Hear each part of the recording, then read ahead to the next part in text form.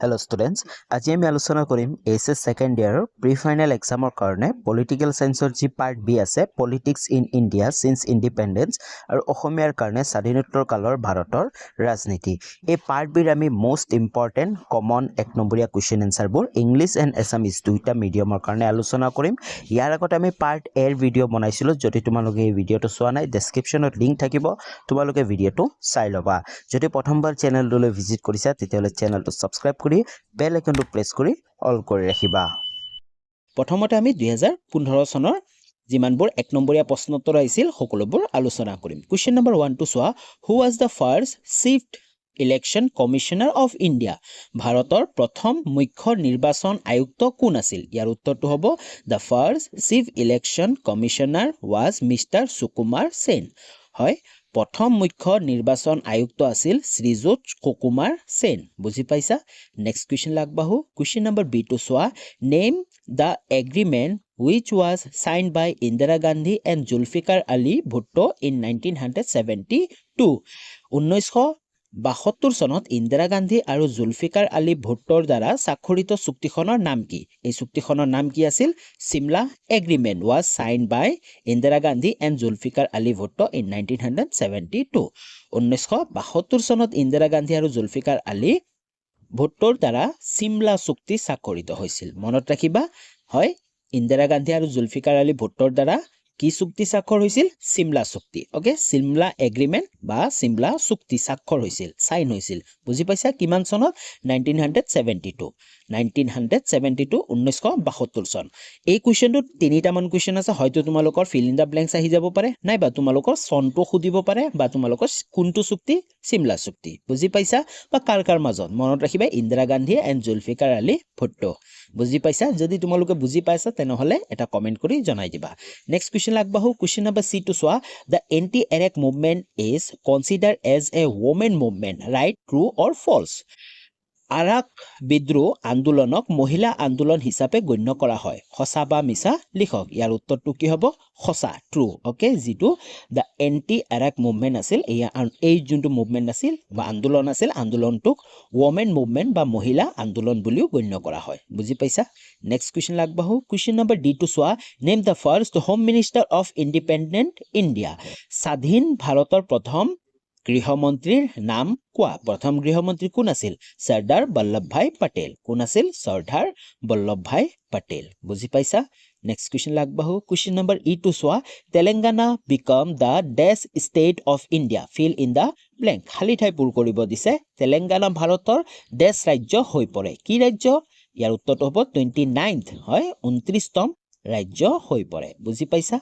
Next question লাগবাহু question number F টু চোৱা write any one recommendation of Mandal commission Mandal আয়োগৰ যিকোনো এটা পৰামৰ্শ লিখা উত্তৰটো চোৱা the Mandal commission recommended that backward class should be equated with the backward caste হয় মণ্ডল আয়োগে পৰামৰ্শ দিছিল যে পিছপৰা শ্ৰেণীবোৰক পিছপৰা জাতিৰ সৈতে সমান কৰিব লাগে মনত থাকিব হয় মণ্ডল আয়োগে কি পৰামৰ্শ দিছিল পৰামৰ্শটো দিছিল যে পিছপৰা জাতিৰ সৈতে যিবোৰ কি আছে পিছপৰা শ্ৰেণীবোৰক পিছপৰা জাতিৰ সৈতে সমান কৰিব লাগে বুজি পাইছা ওকে তো আমাৰ 2015 যিমানবোৰ আমাৰ এক নম্বৰীয়া প্ৰশ্নোত্তৰ আহিছিল পাৰ্ট বিৰ গুটেখিনি কমপ্লিট আমি 2016 চনৰ প্ৰশ্ন উত্তৰবোৰলৈ কোৱেশ্চন নম্বৰ এ টু চোৱা who is regarded as the father of green revolution in India ভাৰতত কাক সেউজ বিপ্লৱৰ জনক বুলি গণ্য কৰা হয় ইয়াৰ উত্তৰটো হ'ব Norman Ernest Borlaug okay Norman Ernest Borlaug মনত ৰাখিবা নৰ্মান আৰ্নেষ্ট বৰলাগক ভাৰতৰ কি কোৱা হয় ফাদাৰ অফ গ্ৰীণ ৰিভলিউচন বুলি কোৱা হয় বুজি পাইছা নেক্সট কোৱেশ্চন লাগবাহু কোৱেশ্চন নম্বৰ বি টু চোৱা when was the state recognition act adopted ৰাজ্যিক পুনৰ্গঠন আইন কেতিয়া গ্ৰহণ কৰা হৈছিল ইয়াৰ উত্তৰটো চোৱা the state reorganisation act was adopted 1955 ৰাজ্য পুনৰ্গঠন আইন 1955 চনত গ্ৰহণ কৰা হৈছিল কিমান চনত 1955 চনত মনত ৰাখিবা নেক্সট কোৱেশ্চন লাগবাহু কোৱেশ্চন নম্বৰ সি টু চোৱা the anti arrack movement is considered as a women movement right true or false এই কোৱেশ্চনটো আমাৰ ৰিপিট হৈ গৈছে ওকে অলৰেডি আমি আলোচনা কৰিলোৱে তো জানাই এটোৰ উত্তৰ কি হ'ব ইয়েস হ'ব নেক্সট কুৱেশ্যন লাগবাহু কুৱেশ্যন নম্বৰ ডি টু চোৱা হু ষ্টাৰ্টেড টোটেল ৰিভলিউশ্যন কোনে সম্পূৰ্ণ বিপ্লৱ আৰম্ভ কৰিছিল ইয়াৰ উত্তৰটো হ'ব জয়া প্ৰকাশ নাৰায়ণ হয় জয়া প্ৰকাশ নাৰায়ণ কোনে আৰম্ভ কৰিছিল টোটেল মুভমেণ্ট জয়া প্ৰকাশ নাৰায়ণ এই কুৱেশ্যনটো তোমালোকে মনত কৰিবা কাৰণ এই কুৱেশ্যনটো বহুবাৰ ৰিপিট হৈছে আৰু ৰিপিট হৈ থাকে ওকে তো ভালকে মনত ৰাখিবা টোটেল ৰিভলিউশ্যন কোনে ষ্টাৰ্ট কৰিছিল জয়া প্ৰকাশ Narayan okay Next question লাগবাহু question number E to soa which party is the first regional party to form government in a state এখন ৰাজ্য সৰকাৰ গঠন কৰা প্ৰথম আঞ্চলিক দল কোনটো দল ইয়াৰ উত্তৰটো হ'ব AGP is the first regional party to form government in a state অগপ হৈছে এখন ৰাজ্য সৰকাৰ গঠন কৰা প্ৰথম আঞ্চলিক দল okay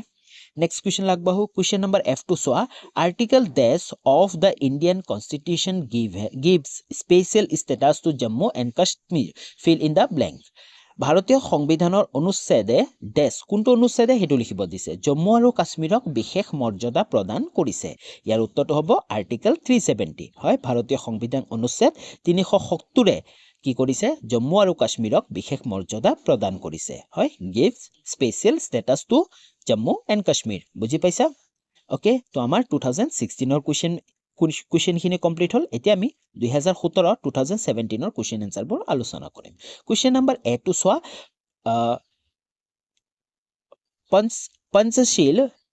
Panchashil principle was jointly declared by Indian Prime Minister Dash and Chinese Prime Zhou Enlai fill in the blanks যি পঞ্চশীল নীতি আছে ভাৰতৰ প্ৰধানমন্ত্ৰী কোনে আৰু চীনৰ প্ৰধানমন্ত্ৰী বৌ এনলাইৰ দ্বাৰা জুটিয়াভাৱে ঘোষণা কৰা হৈছিল খালি ঠাই পূৰ কৰা ভাৰতৰ প্ৰধানমন্ত্ৰী কোন আছিল হেতু সময় হেতু উত্তৰ হ'ব Jawaharlal Nehru okay next question লাগবাহু কুৱেশ্যন নম্বৰ বি টু সোৱা in which year era of coalition government started in center মিত্ৰজোঁটৰ চৰকাৰ কোন বছৰত কেন্দ্ৰত আৰম্ভ হৈছিল ইয়াৰ উত্তৰটো হ'ব in 1967 the era of coalition government started at the center 1967 চনত কেন্দ্ৰত মিত্ৰজোঁটৰ যোগ আৰম্ভ হয় বুজি পাইছা নেক্সট কুৱেশ্যন লাগবাহু কুৱেশ্যন নম্বৰ সি টু সোৱা in which state Navnirman movement took place কোনখন ৰাজ্যত নৱনিৰ্মাণ আন্দোলন সংগঠিত হৈছিল ইয়াৰ উত্তৰটো হ'ব Navnirman movement took place in Gujarat ক'ত আছিল নৱনিৰ্মাণ আন্দোলন গুজৰাটত সংগঠিত হৈছিল মনত ৰাখিবা নৱনিৰ্মাণ আন্দোলন গুজৰাটত সংগঠিত হৈছিল নেক্সট কুৱেশ্যন লাগবাহু কুৱেশ্যন নম্বৰ ডি টু সোৱা in the first general election of 1952 election was held simultaneously for Lok Sabha and President, State Legislative Assembly, Rajya Sabha, Prime Minister. Choose the correct one. হয় 1952 চনত প্ৰথম সাধাৰণ নিৰ্বাচনত লোকসভা আৰু option গিটা দিছে কোনটো কাৰেক্ট লোকসভাৰ লগত আৰু কাৰ ইলেকশ্যন হৈছিল ৰাষ্ট্ৰপতি ৰাজ্যিক বিধানসভাৰ ৰাজ্যসভাৰ প্ৰধানমন্ত্ৰী বাবে একেলগে নিৰ্বাচন অনুষ্ঠিত হৈছিল ইয়াৰ কাৰেক্ট উত্তৰটো কি হ'ব ষ্টেট লেজিসলেটিভ এছেম্বলি ৰাজ্যিক বিধানসভা ওকে বুজি পাইছা নেক্সট কুৱেশ্যন লাগবাহু কুৱেশ্যন নম্বৰ ই টু সোৱা write one feature of new economic policy of India ভাৰতৰ নতুন অৰ্থনৈতিক নীতিৰ এটা বিশেষত্ব লিখা ইয়াৰ উত্তৰটো কি হ'ব one main feature of the new economic policy is 6 industries were placed under distribution only licensing scheme হয় এটা যোনটো এটা নীতি কি আছিল নতুন অৰ্থনৈতিক নীতিৰ এটা মুখ্য বৈশিষ্ট্য আছিল 6টা উদ্যোগক কেৱল অনুজ্ঞাপত্ৰ আঁচনি বিতৰণৰ অধীনত ৰখা হৈছিল বুজি পাইছা নেক্সট কুৱেশ্যন লাগবাহু কুৱেশ্যন নম্বৰ এফ টু সোৱা at present which institution has replaced planning commission in India বৰ্তমান কোনটো প্ৰতিষ্ঠানে ভাৰতত পৰিকল্পনা আয়োগৰ স্থান লৈছে আগতে কি আছিল হয় পৰিকল্পনা আয়োগ আছিল প্লেনিং কমিশন অফ ইণ্ডিয়া আছিল কিন্তু বৰ্তমান কোনটো ইনষ্টিটিউটেড এটো কি কৰিছে ৰিপ্লেস কৰিছে ইয়াৰ উত্তৰটো হ'ব currently NITI Aayog institution has replaced planning commission in India বৰ্তমান নীতি আয়োগ প্ৰতিষ্ঠানে ভাৰতত পৰিকল্পনা আয়োগৰ স্থান লৈছে বুজি পাইছা মনত ৰাখিবা নীতি আয়োগে বৰ্তমান কি কৰিছে পৰিকল্পনা আয়োগৰ স্থানটো লৈছে নেক্সট কোৱেশ্চন লাগবাহু কোৱেশ্চন এতিয়া আমি 2018 চনত যিমানবোৰ এক নম্বৰীয়া প্ৰশ্নোত্তৰবোৰ আহিছিল সকলোবোৰ আলোচনা কৰিম কোৱেশ্চন নম্বৰ A টো চোৱা in which year planning commission was established কোন বছৰত পৰিকল্পনা আয়োগ স্থাপন কৰা হৈছিল ইয়াৰ উত্তৰটো চোৱা the planning commission was established in 1950 পৰিকল্পনা আয়োগ 1950 চনত স্থাপিত হৈছিল মনত ৰাখিবা কেতিয়া স্থাপিত হৈছিল 1950 চনত নেক্সট কোৱেশ্চন লাগবাহু কোৱেশ্চন নম্বৰ B টো চোৱা in which district anti-Iraq movement took place কোনখন জিলাত এন্টি আৰাক আন্দোলন সংগঠিত হৈছিল হয় এতিয়া আমাক কি খুদিছে যি এন্টি আৰাক মুভমেন্ট আছিল এটো কোনখন জিলাত অনুষ্ঠিত হৈছিল ইয়াৰ উত্তৰটো হ'ব নেল্লুৰ মনত ৰাখিবা নেল্লুৰত অনুষ্ঠিত হৈছিল জিলা বুলি খুদিছে নেল্লুৰ জিলাত অনুষ্ঠিত হৈছিল নেক্সট কোৱেশ্চন লাগবাহু কোৱেশ্চন নম্বৰ C টো চোৱা first nuclear explosion undertaken by India was in the year dash fill in the blank dash মানে দেশত হে তাৰিখটো লিখিব লাগিব ভাৰতে কৰা প্ৰথম পাৰমাণৱিক বিস্ফোৰণ খালি ঠাই পূৰ কৰা ইয়াৰ উত্তৰটো হ'ব 18 মে 1974 1974 চনৰ 18 মেত কৰিছিল মনত ৰাখিব Okay, next question লাগবাহু question number D to চোৱা write the name of any one state formed on the basis of State Recognition Act 1956 ৰাজ্য পুনৰ্গঠন আইন 1956 আধাৰত গঠন কৰা যিকোনো এখন ৰাজ্যৰ নাম লিখা ইয়াৰ উত্তৰটো হ'ব কি আসাম যি অসম আছে অসমখন কেনেকে হেৰি হৈছে ফৰ্ম হৈছে এটো ফৰ্ম হৈছে on the basis of State Recognition Actor জৰিয়তে বুজি পাইছা নেক্সট কোৱেশ্চন লাগবাহু কোৱেশ্চন নম্বৰ E to চোৱা the fourth general election of 1967 brought change in India's politics and electoral history right true or false 1967 চনত যি চতুৰ্থ সাধাৰণ নিৰ্বাচনে কি কৰিছিল ভাৰতৰ ৰাজনৈতিক আৰু নিৰ্বাচনী ইতিহাসৰ পৰিৱৰ্তন আনিছিল সঁচা নে মিছা লিখা ইয়াৰ উত্তৰটো হ'ব কি সঁচা ট্ৰু ওকে মনত ৰাখিবা যে চতুৰ্থ যে ফৰ্থ নম্বৰ ইলেকশনটো আছিল হেতু কি কৰিছিল ৰাজনৈতিক আৰু নিৰ্বাচনী ইতিহাস কি কৰিছিল পৰিৱৰ্তন আনিছিল নেক্সট কোৱেশ্চন লাগবাহু কোৱেশ্চন নম্বৰ F টো চোৱা when was national emergency due to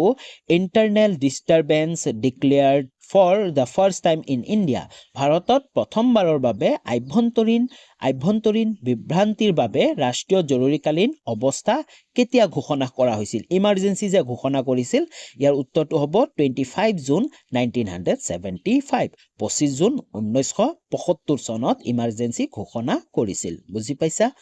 next question লাগবাহু next হল আমাৰ 2019 চনৰ যিমানবোৰ এক নম্বৰীয়া কোৱেশ্চন আনসাৰবোৰ আছে সকলোবোৰ আলোচনা কৰিম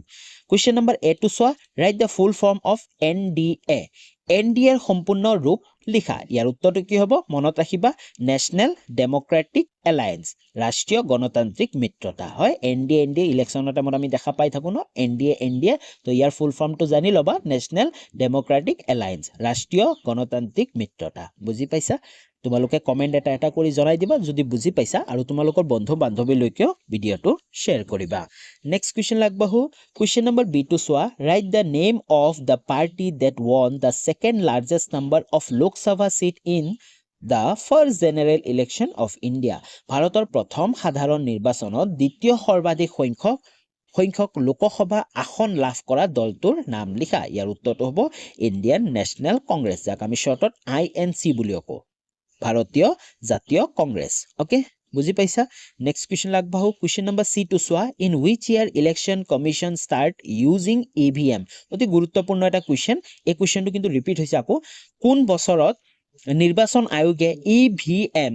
ব্যৱহাৰ কৰা আৰম্ভ কৰিছিল in 1990 1990 চনত যি ইলেকশ্যন কমিশ্যন আছে ইলেকশ্যন কমিশ্যনাৰে EVM ব্যৱহাৰ আৰম্ভ কৰিছিল বুজি পাইছা নেক্সট কোৱেশ্চন লাগবাহু কোৱেশ্চন নম্বৰ D টো চোৱা who was the prime minister of the coalition movement of 1989 1989 চনত মিত্ৰজোঁট চৰকাৰৰ প্ৰধানমন্ত্ৰী কোন আছিল ইয়াৰ উত্তৰটো হ'ব বিশ্বনাথ প্ৰতাপ সিং কোন আছিল বিশ্বনাথ প্ৰতাপ সিং ওকে বুজি পাইছা কোন আছিল ফাৰ্ষ্ট যোনটো মিত্ৰজোঁট চৰকাৰ আছিল তাৰ প্ৰধানমন্ত্ৰী কোন আছিল বিশ্বনাথ প্ৰতাপ সিং আছিল নেক্সট কুৱেশ্যন আগবাঢ়ো কুৱেশ্যন নম্বৰ টো চোৱা the government of India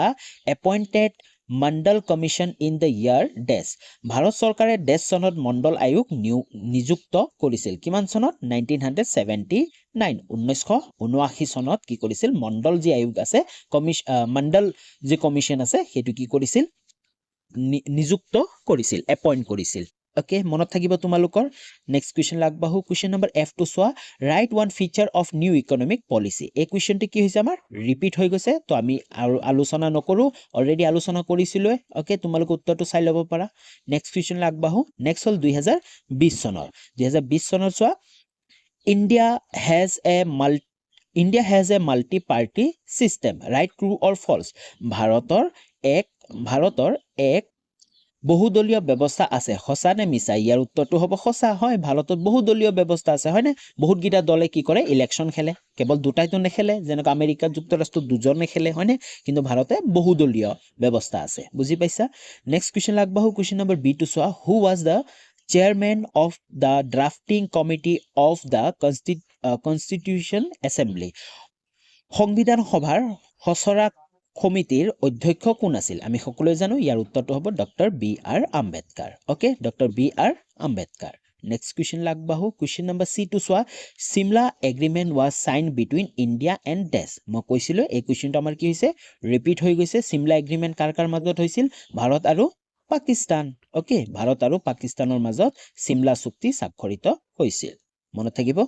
next question আগবাঢ়ো কুৱেশ্যন নম্বৰ D টো চোৱা where the first non-aligned summit was held প্ৰথম জোটবিহীন সন্মিলন ক'ত অনুষ্ঠিত হৈছিল ইয়াৰ উত্তৰটো হ'ব the first non-aligned movement summit was held in Belgrade Yugoslavia in 1961 1961 চনত যুগোস্লাভিয়াৰ বেলগ্ৰেডত প্ৰথম কি হৈছিল জোটবিহীন আন্দোলন অথবা NAM নাম বুলি কও ওকে নন এলাইন সামিট বুলি কও সন্মিলন অনুষ্ঠিত হৈছিল বুজি পাইছা নেক্সট কুৱেশ্যন আগবাঢ়ো কুৱেশ্যন নম্বৰ E টো চোৱা article dash of the Indian constitution gave special status to Jammu and Kashmir এটো অলৰেডি কি হৈছে আমাৰ ৰিপিট হৈছে ইয়াৰ উত্তৰটো কি হ'ব আৰ্টিকল 370 হয় না সংবিধান অনুচ্ছেদ 370 চনত বুজি পাইছা মানে সৰি 70 চন নহয় আৰ্টিকল 370 কি কৰিছে স্পেচিয়েল ষ্টেটাছ দিছে জম্মু আৰু কাশ্মীৰক বুজি পাইছা এই কুৱেশ্যনটো ৰিপিট হৈছে অলৰেডি আমি আলোচনা কৰি আহিছো যোনে ভিডিঅটো সম্পূৰ্ণ চাই আছে তেওঁলোকে গম পাইছে বুজি পাইছা নেক্সট কুৱেশ্যন আগবাঢ়ো কুৱেশ্যন নম্বৰ F টো চোৱা write the full form of NEDA নেডাৰ সম্পূৰ্ণ ৰূপ লিখা ইয়াৰ উত্তৰটো হ'ব the full form of NEDA is north east democratic alliance হয় নেডাৰ সম্পূৰ্ণ ৰূপ হৈছে north east democratic alliance okay মনত থাকিব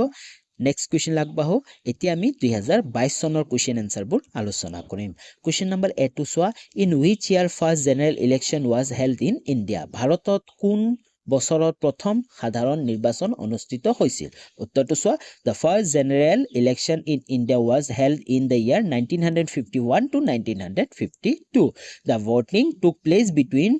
25 October 1951 and 21st February 1952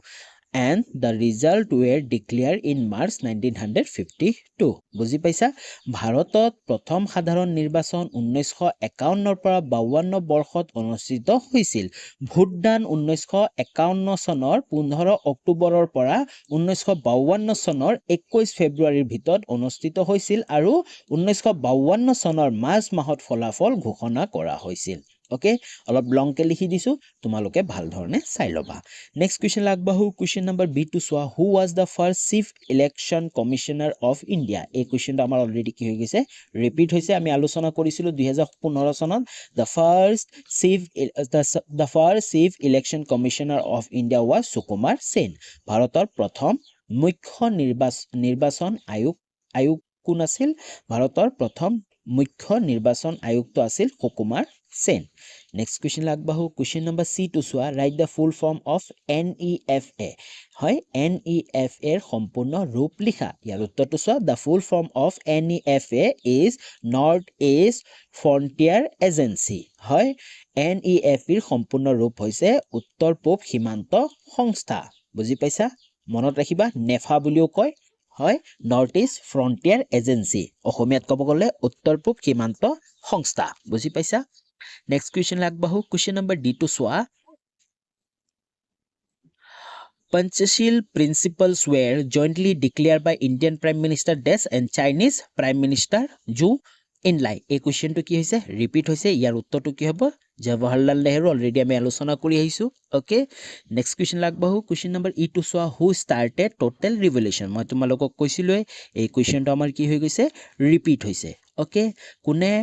কোনে সম্পূৰ্ণ বিপ্লৱ আৰম্ভ কৰিছিল ইয়াৰ উত্তৰটো হ'ব Jayaprakash Narayan start total revolution বুজি পাইছা নেক্সট কুৱেশ্যন আগবাঢ়ো কুৱেশ্যন নম্বৰ এফ টু চোৱা what is the full form of MNF MNF ৰ সম্পূৰ্ণ ৰূপ কি উত্তৰটো চোৱা the full form of MNF is Mizo national front হয় MNF ৰ সম্পূৰ্ণ ৰূপ কি মিজো নেশ্যনেল ফ্ৰণ্ট মনত ৰাখিবা যিমানকেইটা ফুল ফৰ্ম পাইছা গোটেইকেইটা তোমালোকে মনত ৰাখিবা ওকে নেক্সট আজিলৈ ইমানখিনি আছিল হয় 2023 ৰ প্ৰশ্ন উত্তৰটো আলোচনা কৰা নাই কাৰণ 2023 ৰ প্ৰশ্ন উত্তৰটো গোটেই কমপ্লিটলি ৰিপিট হৈছে বহুত গিটা তো আলোচনা আৰু নকৰিলো তো তোমালোকে যদি তোমালোকক লাগে 2023 তেনেহলে টেলিগ্ৰামত জয়েন কৰা টেলিগ্ৰামত মই 2023 টো দি দিম ওকে যদি ভিডিওটো ভাল পালা তেনেহলে এটা লাইক কৰি দিয়া আৰু তোমালোকৰ বন্ধু বান্ধৱীলৈকেও ভিডিওটো শেয়াৰ কৰি দিয়া আৰু চেনেলটো যদি এতিয়ালৈ সাবস্ক্ৰাইব কৰা নাই তেনেহলে চেনেলটো সাবস্ক্ৰাইব কৰি লোৱা পুনৰ লগ পাম নতুন এটা ভিডিও লৈ তেতিয়ালৈ বাই বাই